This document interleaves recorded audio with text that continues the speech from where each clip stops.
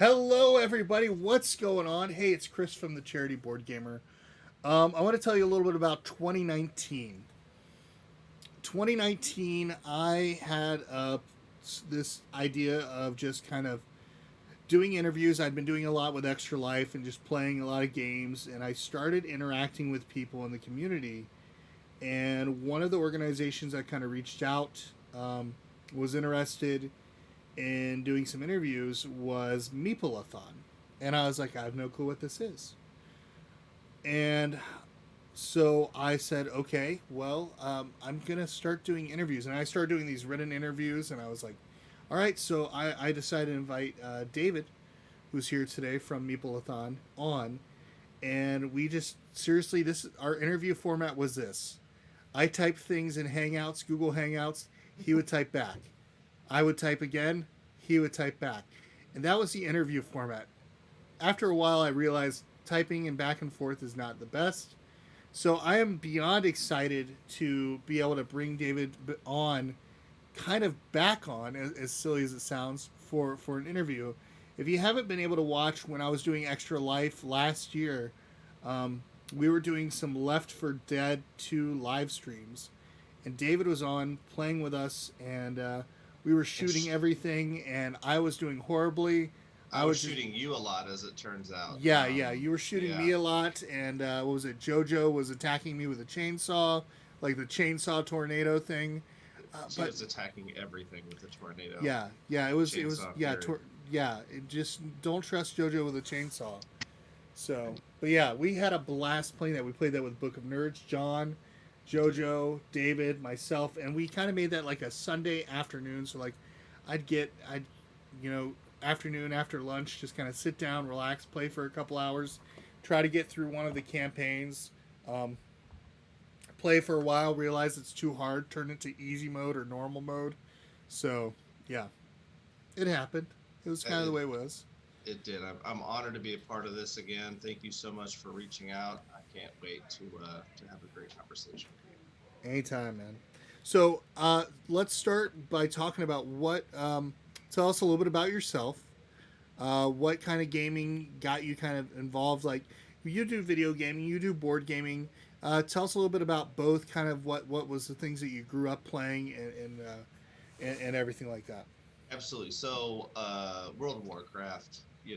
I was the paladin when paladins weren't cool. So, clearing all the dungeons and things. I was just hitting the spam cleanse button like a good paladin did back in the day.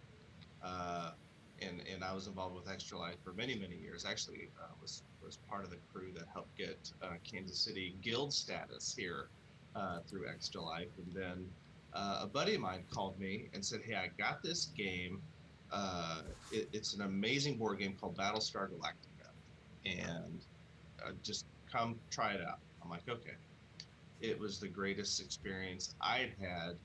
And what I loved about it is, even though it's great talking to you through a video and through a computer, I am a social creature. I like being around a table with my friends, staring them in the eye, lying to them to their faces because I know that I'm a Cylon, and if they don't know that I'm, yes, they always knew I was a Cylon. I'm horrible at it, but I was hooked. And so then we started playing Imperial Assault and Marvel Legendary, Quirkle, any board game that I could get my hands on.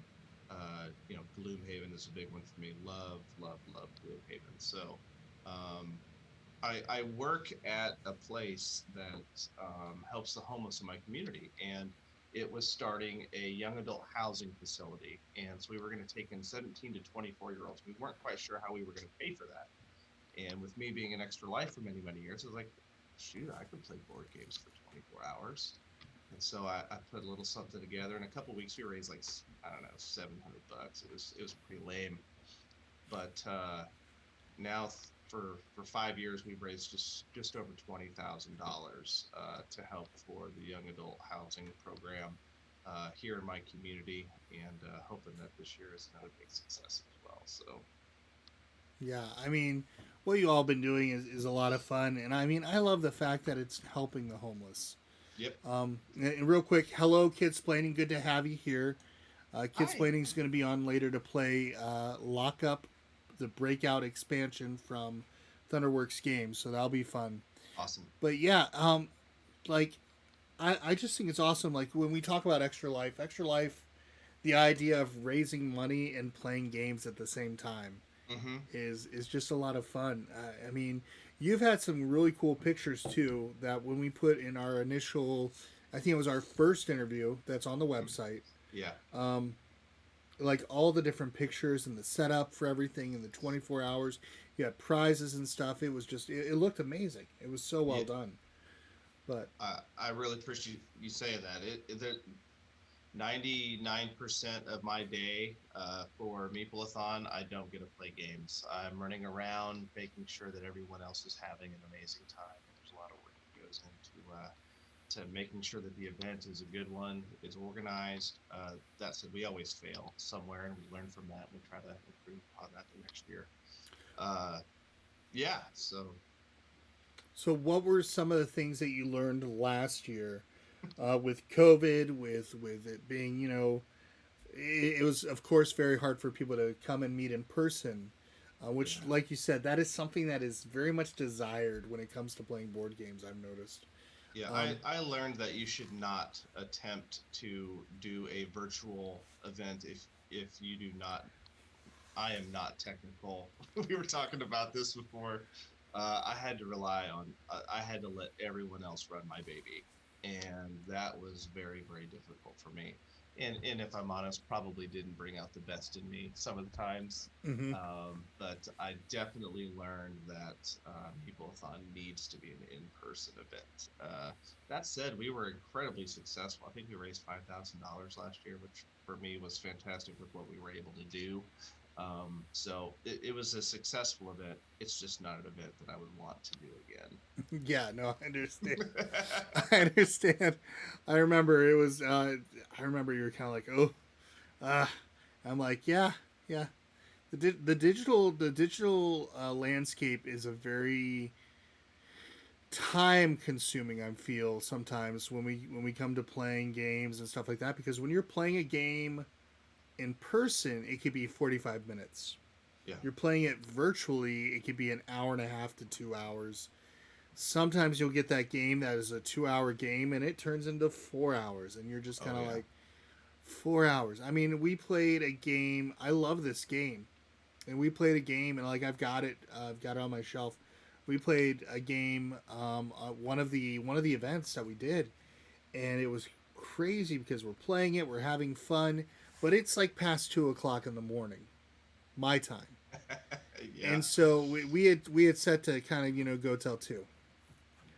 We kept playing till about 3, and then I just kind of text message to the person that was helping teach the game. I was like, because this was a one versus many game, and Yeah. I was like, kill us now, just kill us all now, because I knew he had the power, I knew he had the ability, and I knew he had the strategy. I was like, just please kill us now, because I'm like, because I knew that I was not going to be able to be 100%. Sometimes, like when I've done those 24-hour things, sleep is so good afterwards, Oh yeah. but not having it during that whole 24, like that 4 p.m. 4 a.m. lull, Hmm. that's crap. That is just like, that's brutal. Yeah, you But need to plan a game that you are absolutely love to play yes, at 4 in the morning. yeah, and I think The that's, ironic oh go ahead. no, you first. The ironic thing is that a 24-hour event for me is it's really 48 hours straight because I have to spend all of the morning up to that evening preparing for the event, and then you Mm-hmm. have the 24 hours, and then there's the after part, cleaning the facility and all that, just to make sure that we're invited back to that facility again. The place that we go to actually provides the space to us for free. I mean, that's unheard of. So um, really keeps our costs down, so that, I mean, almost all money that we raise for Meeplethon goes right to the charity. Very very few, like we have to pay for a website or something like that. So not bad at all. No, it's not bad. No, I think what's really cool too is I think when you're able to do that, uh, like we did it this way. I went the night before. I set up all the tables and chairs and got stuff. I went to the store the day before, or maybe even the weekend before that weekend, and like I would go and get stuff from Sam's Club, and I'd be like, okay, bulk sodas, bulk hot dogs, so I can just bake them in the oven. Like my wife would help get some of the food stuff ready. I would have chips and cereal, and I made sure I had the Keurig there. I was like, coffee, Oh yeah. coffee, I and the mean, good stuff, the good creamer. Yes, absolutely. but yeah, because like when you're doing it, like, and then usually the day of, I would take off from work because like I think I last one we did what Extra Life was what Friday night Yeah. I think is what we did. So I was like, okay, I know that I need to sleep. So I took off that day and I slept the whole day until about a few hours before. Was that before or after you ate the chip? Oh gosh, the chip was like that towards the end of the 24 hours. That was a nightmare. The amount of adrenaline that you had to get eating that chip would not have allowed you to sleep right away. What's crazy is I was able to sleep right afterwards. I was able, Really? yeah, and I think the reason being Beth like took the time to research about this chip and some of the advice that other people gave, Yeah. and which was great. So like, yeah, like I had a turkey meat sandwich. So I had bread. I had eaten that right before I did the chip. So there was that bread really takes away the acidity and the heat. And so that lined up my stomach and I was ready to go. I took the chip and then instead, a lot of people have done milk. That is the worst thing that they can do because it tears up their stomach even more by milk Okay. because too much dairy intake. So instead, what we did was ice cream. So I had some mint chocolate chip ice cream, which meant Uh huh. I had to kind of chew up the chocolate a little bit as I was enjoying the Sure. ice cream Okay. and just kind of relaxing with it. And then that way it slowly went down the esophagus, lined it really well, and it cooled off. So by the time I was done with everything, by the end of the night, I didn't feel it. Like I had friends Fantastic. that did the one chip challenge, and they were feeling it the next day, Sure. and they were feeling it the next day when they went hit the restroom, and I'm like, dude, like research. That's Yeah. so. I mean, I can handle pretty spicy things, but that was just that's. I've decided that I'm going to try to stay away from torture related incentives. I think fun incentives like live streams, like future live stream type things for people, I think it makes more sense. And then having some fun live streams, like the one thing that I want to do this year when I do Extra Life is I'm gonna try to get the little girl that's one of the people that's sponsored by it to come on over, like I've done in previous events. It's just that 2020, I can't have a little girl um, who could easily get sick Yeah. come into the house and get sick. It's like, Yeah. yeah, it defeats the purpose of having that friendship and that Yeah. relationship with their family. Yeah. So it's like, hey, come on over.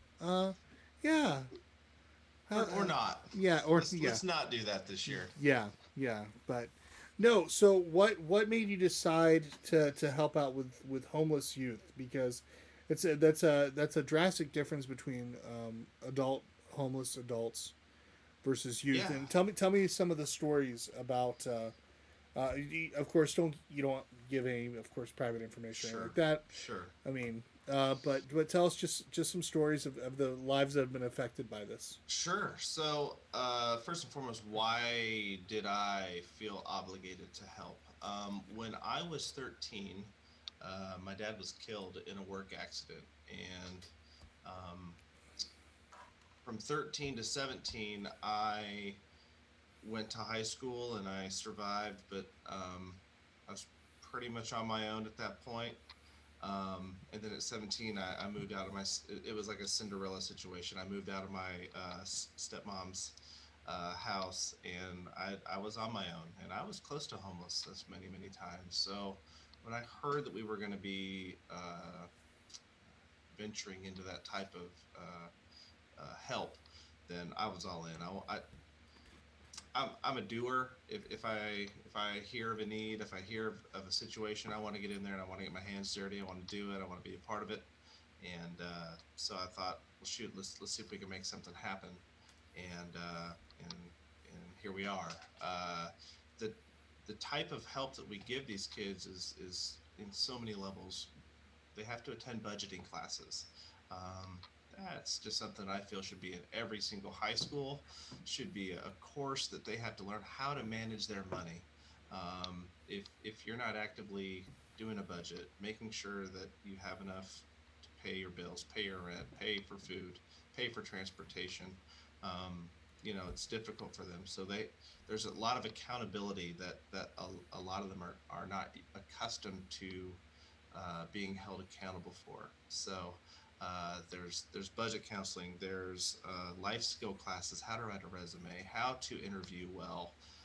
We're helping develop habits in these young adults that will serve them and then let them pass that on to their children when they have them, and kind of break that cycle of homelessness, if you will. Um, so I was all in on how we were going to be helping these kids. We're not just giving them money. We're not just giving them a place to stay. We're actually actively involved in helping them become better human beings. And not that, you know, we're all a little bit broken from our past. We all have things that we carry into different situations. But if we can give them the skills to cope with those situations, give them the skills to stay on their feet financially, um, then we're all the better for it. So there's been so many kids. One of the first kids that we helped, um, she was working at a bank, and her mom died tragically. She was Mm. 17 years old, and she had two sisters, I believe, that she was now responsible for. And so she was working a full time job, and she went to the bank manager and said, "Hey, can I get an advance on my check? I really need an advance." Like, that's not really something we do, but what they did was they said, "Hey, let's reach out. Hillcrest just started this brand new program. Let's see if we can get you in." She thrived in the program, uh, worked her way up. I think she's still with the bank, but she's in a much better position than she was. Worked hard, earned those promotions that she got. Is taking care of her sisters. Um, Graduated high school, still was able to stay in school, because she didn't have to move, worry about housing. We were able to provide that for her. And there's just so many stories of kids coming from difficult places like that, where we're able to help them continue. We have two graduations just last month. One graduated high school, one graduated college, where they're just success stories, where we're helping change those lives. So Yeah, it's been a blessing to be able to hear the stories from you. Real quick, I'm going to show people the website. It's still, of course, it's under construction a little bit because we yeah, got some stuff that we're doing. But I want to encourage people, of course, to go to it, to take a yeah. look at it. So we're going to go to it real quick and show everybody what it is. So on here on the Meeple-a-thon site, for David, of course, can't see this because we're using Zoom, but Oh, good. yep. Oh, I'm really not looking at the site at all. I'm actually on Amazon right now, looking at Prime Day deals. No, uh, but it's just it's such a cool thing. Like, you can actually take a look at the success stories. Um, was it Destiny that you were talking about? That's correct. Yep, Yeah, Destiny. yep. So yeah, just like different things on here, um, which is just really cool. So the big thing that we're focusing on this year is with COVID. Everyone's been locked in, man, and I don't know if you've noticed, but like, just at sporting events, people are acting like crazy. Like PGA Golf Tour, they were like swarming, like Phil Mickelson, and just going crazy. I think we all have like a little bit of pent up crazy going on, and mental health is a huge thing that Yeah, we're identifying with not just the adults but the young adults that are coming into our program as well. So, one thing that we're really trying, I mean, we have. I haven't said this to my team yet, but I have some pretty lofty goals as to what I'd like to try and raise this year. And to do that, we're going to use that money to help fund hiring a mental health professional to keep on staff for these kids these young adults that are going to come into the program, so that they have someone safe to talk to, they have someone that can teach them mental coping skills. And it's just so vitally important to make sure that we're sending them out not just in financial good health, but in good mental health as well. Yeah, I mean, I completely understand that because I mean, looking last month, like last month was Mental Health Awareness Month, Yeah, and I can only imagine what it's like for these kids to be depressed if they've lost a loved one, to be depressed and not know how to cope, um, or for being kicked out of the house for being different. yeah, rejection, Yeah, absolutely. yeah. I mean, and not knowing what to do.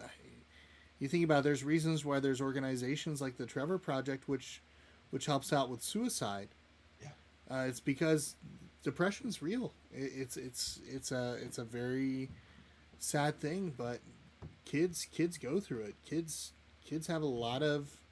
They don't have. I mean, we didn't have that type of stuff. I mean, I'm not going to age ourselves too much, but seriously, we didn't have some of the things that could really cause as many problems, or maybe we dealt with it a little different. But I mean, in this day and age, there's so much, like there's all the social media, like just one hurtful word on social media can just tear somebody down yeah. so quickly. And I think to myself as a kid, like if somebody said something mean to me, it was like to my face usually.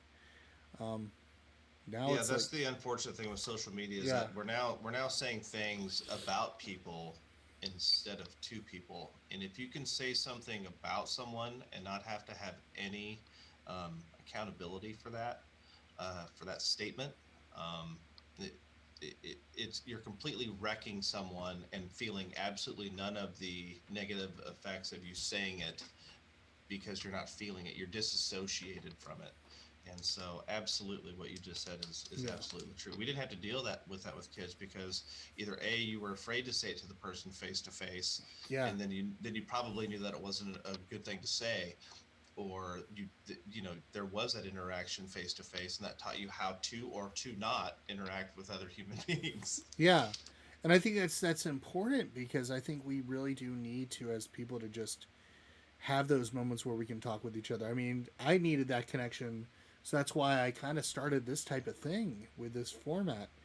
Because I love my wife and kids, Yeah, but I need that connection too outside, like in board games and yeah. video games and different platforms. And that's why Um, board games are so important, is because as great as computer gaming is, and I'm not dogging on computer games, but when you can get people around a table, check the phones in the basket, and now you're all interacting, face to face. Actually, pre-COVID, we had set up where Meeple-a-thon volunteers were going and hosting board game nights with the young adult housing kids. And the first night, I remember this explicitly. Like we brought Mysterium, we brought Fuse, very very friendly intro games, and it was quiet. No one knew what the heck to think or what was going on. 10 minutes in, they're all yelling because Fuse timer's going, or they're trying to figure out who killed who in Mysterium. It took 10 minutes for them to forget about who they were mm-hmm. and then create what they wanted to be. Yeah, And they were interacting with each other. Like D&D is such a helpful thing. It gives them an escape from reality. It lets them create someone that maybe they're not, but maybe they want to be that person, or maybe they just want to be someone completely different, and it gives them some escapism that helps them cope and escape what they're going through at that time, and then come back around, and then after the game session be like, okay, we're back to real life. It was a great escape for a couple hours, but now we're back to this. So yeah, that's why and board games and things are so important. it's that social connection. It Hmm. really does something. It really does. I mean, you could sit across from a table at somebody at a convention and just be like, I have no clue who you are, but we're going to become friends basically by the end of this game, or else I'm going to flip the table. One or the other. Yeah, Yeah. unless you're a Cylon, and then we're not talking to each Yeah, other we're ever not talking again. to each other for the rest of our lives.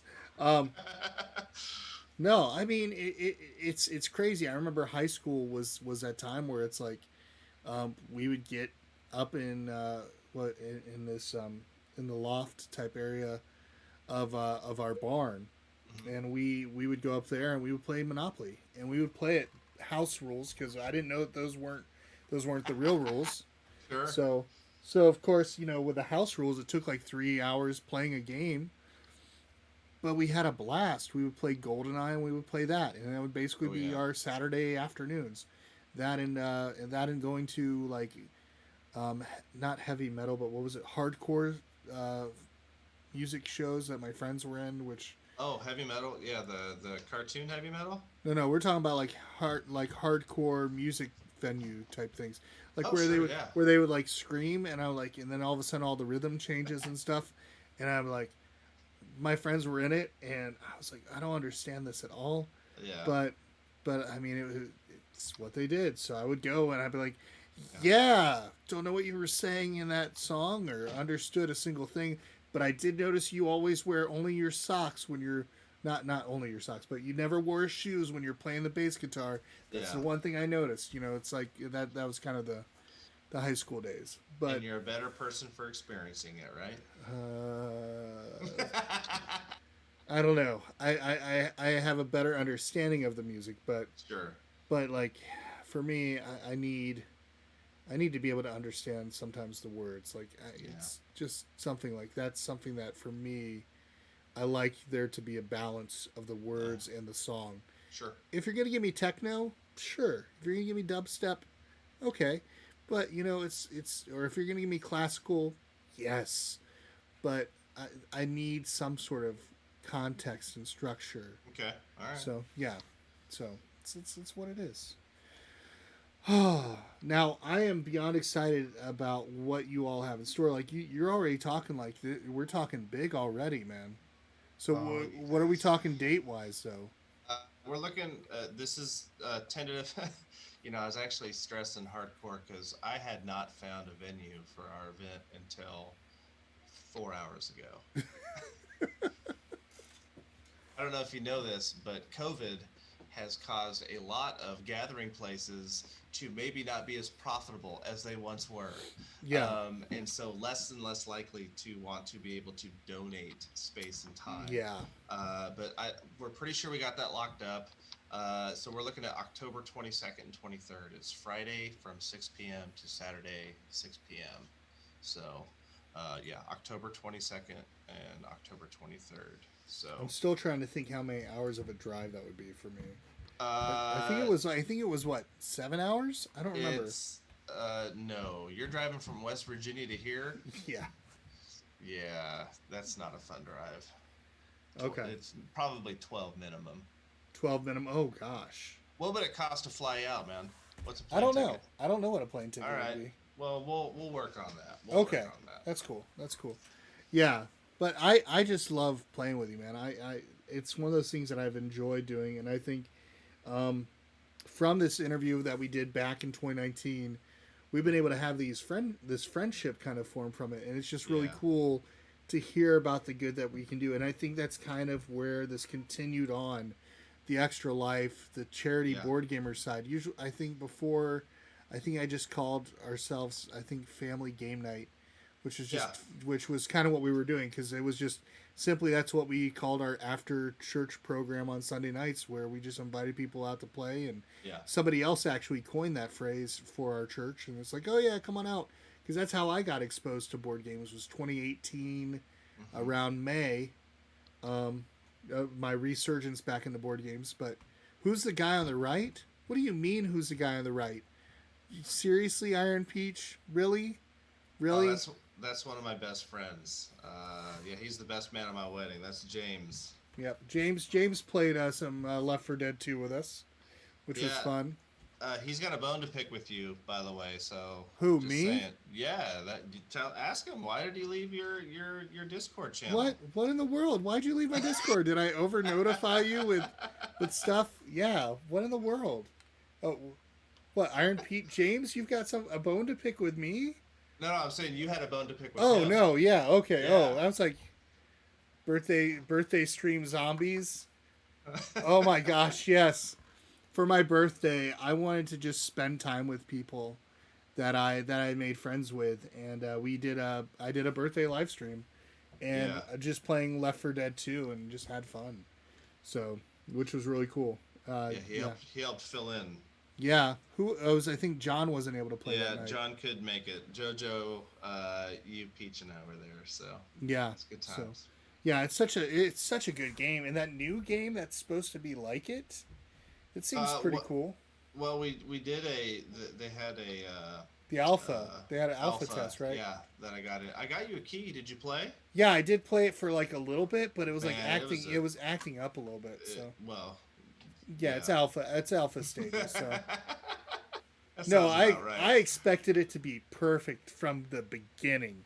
No, I mean, but something that's similar to Left 4 Dead. I mean, how can Yeah. you not be excited about those type of games? Like Amen. we've been playing. No, don't get me wrong. I've been playing uh not Fortnite, what's it called, Overwatch. I've enjoyed that. Overwatch. I've enjoyed some of that arena style gameplay. I've Sure. enjoyed playing with people on that. And then Halo 4, we're Okay. about to get into Halo 4, and we You are just a you are an FPS junkie. I am an FPS junk, but don't get me wrong, I love games like Skyrim, and I love games like that, but yeah, first person shooters, there's something about that where you can play with more people, you can interact with Yeah. more people. Whereas, like, don't get me wrong, I play Mass Effect, love the storyline to that. I Sure. just got done with Day of the Tentacle. I'm going through Mass Effect now for our retro rewind live streams, but I do enjoy those ones. But there's something about the first person. I can get other people to actually play with me. We're talking to each other like a team. We're Yeah. basically yelling at me because I'm like running, I'm running like ahead, or I'm doing something stupid. But that's how it is. Yeah. That's the fun. That's the fun to it all. See, that's what I love about board games is that when it's a co-op like that, everyone thinks that their strategy is the right strategy, and it's five different strategies and only four people are playing. Oh yeah, So I love that. I love the ability for imagination and the ability, like in a board game, it's so safe to throw out your ideas. yeah. But I bet at work that no one would be sharing their ideas as openly as they would during a board No, game, and it helps train you that way, and helps you speak up in things. You probably have the best idea in the room, but you never say it because you're oh so me, intimidated. So me. Seriously, when we did was it Rift in Time, which is behind me, sure, the Kingdom Rush game. We played that, and Justin in the cooperative. So it's Justin and me, cooperative playing. I am very murder hobo. I'm realizing this that I'm a murder hobo when it comes to games. I am Leroy Jenkins trying to go through this whole thing, and he is very like he's very back in the back. Oh, thanks for subscribing. I appreciate that. very Thanks for methodical. using your Prime Yes, subscription. But yeah, like he's very methodical. He's thinking things out. I'm like, let's just kill that guy and that guy and that guy, and we'll just do that. And then I completely forget about the other 16 villains that are coming towards our castle entrance. But you know what? Somehow we survived. and that's what makes it great. Is because both of those strategies combined is probably why you're able to succeed. Yeah. However, in Rift in Time, we didn't even make it past the first scenario, but we played it at normal difficulty. I guess they recommended that we did it at easy. I was like, no, let's just do it at the 3 stars. Let's do it. And then about an hour later, we were dead. So it was pretty quick. It was there wasn't much chance for us to survive. But yeah, dude, I am just excited for what you all are gonna do. Thank you. Because it's just your heart for this charity. It just reminds me what we're doing, why we're doing it, Yep. and it's something good about that. And I'm excited too because what was just a simple interview, typing back and forth became something more, and I'm Yeah. thankful for that. Absolutely. So Thank you for that. anytime, Thank you for reaching out. I 5 years ago, I didn't think I'd be doing an interview with a friend on Twitch. So, uh, I appreciate all the time, all the hard work, all the hours that you put in to everything that you do to show appreciation to all of the me's out there that are all doing their uh, their calling, you know, to help people a little less fortunate than them in their own communities. So good on every single one of you that takes action. Not everyone can do that, but those that can answer the call and do those things, good on you. yeah. I mean, it's one of those things where it makes sense. Like there's And I think that really is something that we as people just need to be on the lookout for. Like, I know for me, it was an invite to Extra Life. For Yeah. you, it was a life experience Yeah. and then taking it to a different level. Yeah. For other people, it's just, they have something that they've been able to find, and I think it's awesome is that there's organizations out there and people who don't know how do I get involved, how do I do something, or I want to do something but I don't know what to do. Yeah. Like, my thought is, okay, well, let's talk about all these different charities, let's talk about all these different nonprofits. Maybe there's one that somebody will watch, like maybe they'll watch this later today, or maybe they'll watch this like months from now, who knows. Yeah. It'll be on YouTube, folks. But it's like, but maybe they'll watch it and they'll say, you know what, I like the sound of this charity, I want to get involved. Yeah. And I think that's the big thing, is I want to see that come from that, because for me, that's how it was for me. Extra Life, I mean, you were in Extra Life. It was just that feeling like, hey, we could do something fun and raise money. And it's awesome because there's been so many different charities. Like, there's a charity live stream on Saturday with the Game Cupboard helping out with a thing related to EDS. I don't know everything about EDS, so don't ask me to explain it. But I know that it's something close to Kelly's heart, who's Kelly Lee's heart, because it's something related to her mom. And I'm like, that's awesome. That's awesome that Yep. you're doing something that is, to show love for your mother, and at Yeah. the same time you're doing something charity related. Yep, Or absolutely. Benita just did a big thing for India, and just seeing the work that she did for that, I think they raised over $17,000.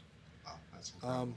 yeah, and that money is going towards, like, to India relief, which the COVID relief over there, just having oxygen tanks, Yeah. oxygen. Yep. It's wild. So it's so encouraging seeing the good that we can do. Yeah. So, but yeah, Like-minded individuals. thank thank the Lord for that. Thank the Amen. Lord for that indeed. Well, folks, we're gonna head out. We're gonna come back in about a little less than an hour. I'm gonna be playing Lockup Breakout with Danielle Standring, Kidsplaining, and Justin. And you know what? Hop on our Discord once in a while. We'd love to see you over there. You'll probably see me playing games, possibly with David, possibly with Justin. Or if you ever just want to ask somebody to play a game, I'm Yeah. pretty sure that somebody will respond and say yes. But we hope you all have a great day, and I will see you all later. Yes, David, buddy. once again, Thanks thank for you. having me. Anytime, man. And folks, remember, if we can gather at the table, we can do the same for a good cause. Have a good night.